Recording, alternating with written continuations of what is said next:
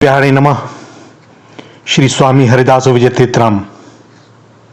भगवान संपूर्ण संसार के बीज हैं और बीज से जितनी चीजें पैदा होती हैं वे सब बीज रूप ही होती हैं। जैसे गेहूं से पैदा होने वाले खेती को भी गेहूं ही कहते हैं।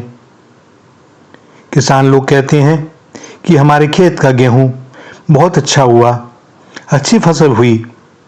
खेत में गेहूं खड़े हैं, गेहूं से भरा हुआ है खेत। परंतु कोई शहर का व्यापारी हो तो वह उसको गेहूं कैसे माने?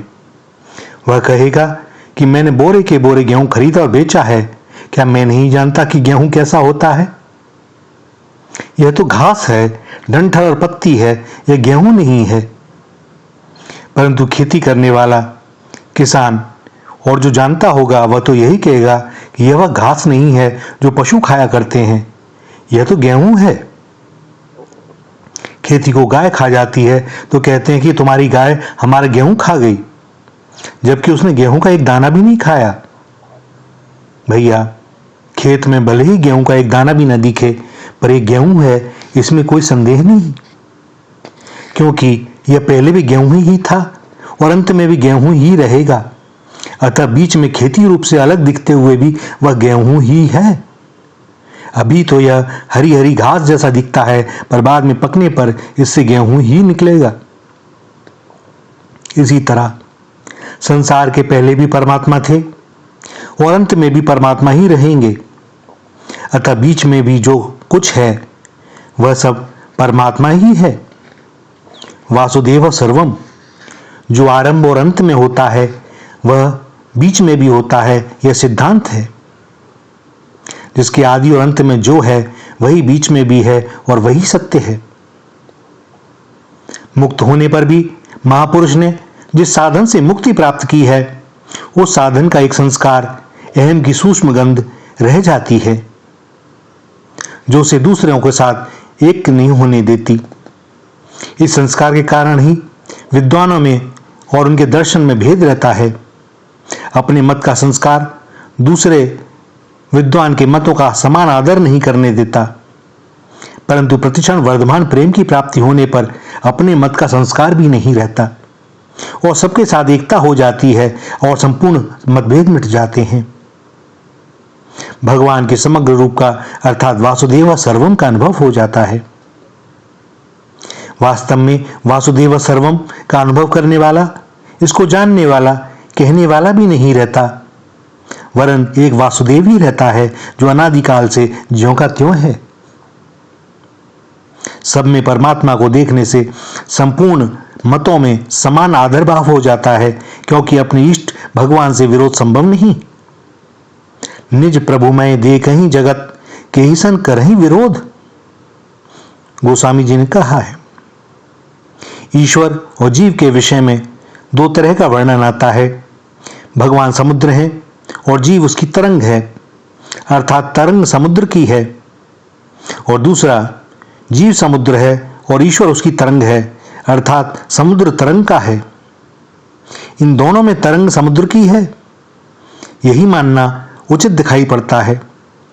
समुद्र तरंग का है ऐसा मानना ठीक नहीं है, क्योंकि समुद्र अपेक्षाकृत नित्य है और तरंग क्षणभंगुर है।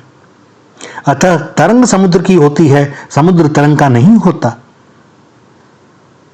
अगर हम अपने को समुद्र और भगवान को तरंग माने तो इस मान्यता से अनर्थ हो जाएगा, क्योंकि ऐसा मानने से अभिमान पैदा हो जाएगा और अहम की ग्रंथि उत्पन्न हो जाएगी जो नित्य रहेगी और भगवान अनित्य हो जाएंगे, क्योंकि जीव में अनादिकाल से अहम का अभ्यास पड़ा हुआ है। अतः जहां स्वरूप को अहम कहेंगे वहां वही अहम आएगा जो अनादिकाल से है और जिस अहम के मिटने से मुक्ति होती है। इन दो बातों के अलावा तीसरी एक और अद्भुत बात है कि जल तत्व में न समुद्र है न तरंग है, अर्थात वहां समुद्र और तरंग का भेद भी नहीं है, और यही वास्तविक बात है।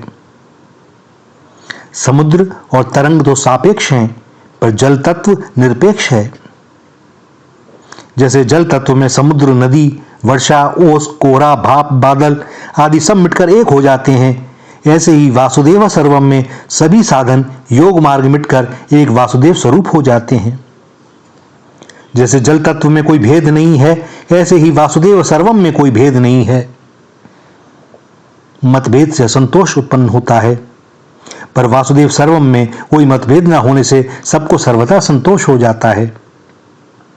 वासुदेव सर्वम में न कोई योगी है, न ज्ञानी है, न प्रेमी है, इसलिए इसका अनुभव करने वाला महात्मा अत्यंत दुर्लभ है। गीता में कहा गया है कि बहुत जनों के अंतिम जन्म में अर्थात मनुष्य जन्म में सब कुछ भगवान ही है।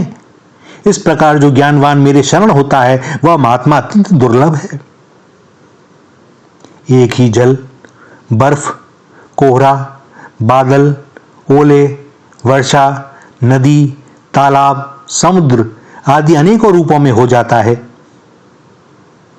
आप किसी पात्र में बर्फ डालकर उसे अग्नि पर रख दें तो बर्फ पिघलकर पानी हो जाएगी, पानी भाप हो जाएगा और भाप के परमाणु होकर निराकार हो जाएंगे। यह जल ही कोहरा में प्रतीत होता है और वही जल बादल में होता है, वही निराकार रूप से होता है और वही बर्फ रूप से होता है, वही ओला रूप में है और वही वर्षा रूप होकर पृथ्वी पर वापस बरस जाता है। फिर वह नदी रूप से होता है, फिर समुद्र में जाता है। किंतु अनेक रूपों में परिवर्तित होने पर भी तत्व से जल एक ही रहता है। इसी तरह एक ही भगवान अनेक रूप से बन जाते हैं। जैसे जल ठंडा होकर बर्फ हो जाता है और गर्मी से पिघलकर तथा भाप बनकर परमाणु रूप हो जाता है, ऐसे ही अज्ञान रूपी ठंडक से भगवान स्थूल तथा जड़ संसार रूप से दिखते हैं और ज्ञान रूपी अग्नि से सूक्ष्म तथा चेतन वासुदेव रूप से दिखते हैं। जल को चाहे बर्फ रूप से देखें, चाहे भाप बादल आदि रूपों में देखें, है वह जल ही, जल के सिवाय अन्य कुछ नहीं है। ऐसे ही भगवान चाहे संसार के रूप से दिखें, चाहे अन्य रूपों में दिखें, हैं वह भगवान ही और भगवान के सिवाय कुछ है नहीं। और विचार करें तो सत्ता तो एक ही हो सकती है, दो नहीं। और श्रद्धा विश्वास की दृष्टि से देखें तो सब कुछ भगवान है, भगवान के सिवा कुछ है नहीं। भक्त की दृष्टि भगवान को छोड़कर दूसरी ओर जाती नहीं और भगवान के सिवाय कुछ यदि वो खोजे भी तो दूसरा कोई मिलता नहीं, उसकी दृष्टि में आता नहीं, क्योंकि कुछ है ही नहीं। एक उन्हीं का तो लीला विलास है। अनंतानंद ब्रह्मांडों में प्राणियों के रूप में, ग्रहों के रूप में, आकाश गंगा मंदाकिनियों के रूप में एक वही तो व्याप रहे हैं। और है कौन? साधक से एक भूल हो जाती है कि वह अपने को अलग कर रखकर संसार को भगवत स्वरूप देखने की चेष्टा करता है, अर्थात वासुदेव सर्वम को अपनी बुद्धि का विषय बना लेते हैं। वास्तव में दिखने वाला संसार ही भगवत स्वरूप नहीं है, प्रत्युत देखने वाला भी भगवत स्वरूप है।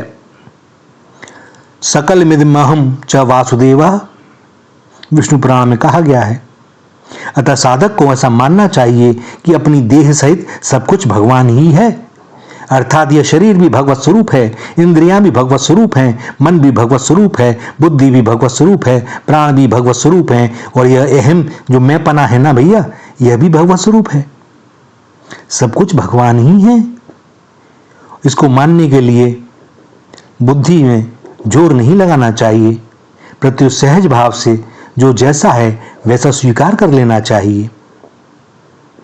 भागवत में कहा गया है, जब सब में भगवत बुद्धि हो जाती है तब सब कुछ भगवान ही है ऐसा दिखने लगता है। फिर इस परमात्म दृष्टि से भी उपराम होने पर संपूर्ण संशय स्वतः ही निवृत्त हो जाते हैं। भैया, संक्षेप में बात यह है, सार तत्व यह है कि सब कुछ भगवान ही है।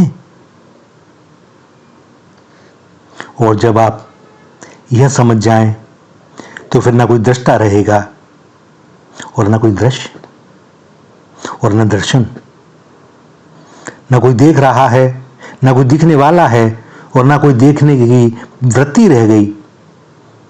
सब कुछ भगवान ही है।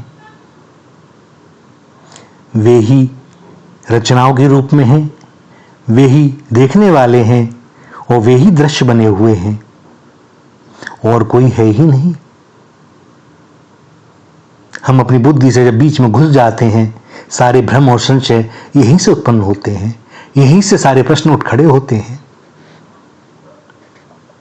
और वासुदेव सर्वम में जाकर के सब कुछ विलीन हो जाता है, एक महाशून्य में। यह एक वृत्त सा है, शून्य से चलते हैं, सीख रहे हैं, समझ रहे हैं, सब कुछ पढ़ा, और सब कुछ पढ़ समझने के बाद में यदि शून्य ना हुए तो भैया कुछ पाया नहीं। शून्य से शून्य तक की हमारी यात्रा है, सहज वृत्ति, सरल सहज। और भगवत कृपा से, श्री राधा किशोरी की कृपा से यह दास कह सकता है कि भगवान को पाना अत्यंत सरल है, श्री प्रियालाल को पाना अत्यंत सरल है। किंतु सरल होना भैया सबसे कठिन यही है। किंतु यदि हृदय से चाह हो, सच्ची हृदय से प्रार्थना हो, उनसे मिलन की एकमात्र आकांक्षा हो, तो वे स्वयं सहज संभव कर देंगे इसे। बस हृदय में एक विराग्नि प्रज्वलित हो जाए, मिलना है उनसे, इसी जन्म में मिलना है। यह लौ जितनी तीव्र हो जाएगी, वे आएंगे भैया, वे हमसे दूर है भी नहीं, रह नहीं सकते। बस हमारी आंखों पर जो माया का पर्दा पड़ा हुआ है वही इन्हें दूर रखे हुए है। और हमारी जब हृदय से करुण पुकार निकलेगी, क्रंदन होगा, यह पर्दा ध्वस्त हो जाएगा, वे सामने होंगे, हृदय से लगा लेंगे। बस और क्या चाहिए। श्री राधा, श्री राधा, श्री राधा।